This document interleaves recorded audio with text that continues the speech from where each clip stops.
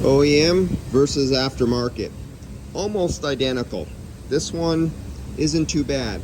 So counting the cooling passages, the cooling tubes, the microchannel going across are exactly the same.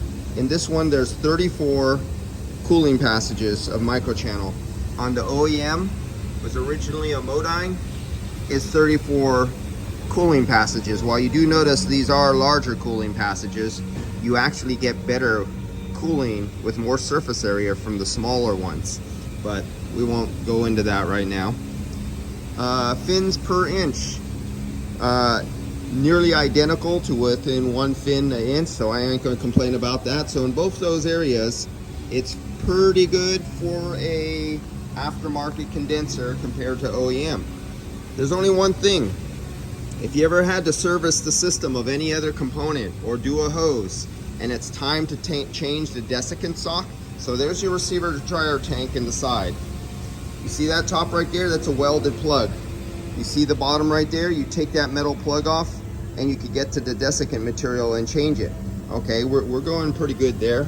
We're like for like everywhere, except for on the OEM, they have the plug at the top.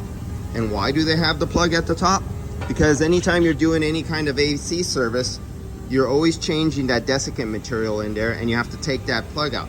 So all you do is you take this one screw out, you push the plastic casing over, you put your hex socket inside there. You see there's a hole inside, right inside there. You put your Torx inside there. You remove the plastic cap, you open up your new box that has the new desiccant bag with the new plug and O-ring, and you take out the old one, you put in the new one. In 1/10, 2/10 of a time, you're done. It's really easy. But what did the aftermarket do?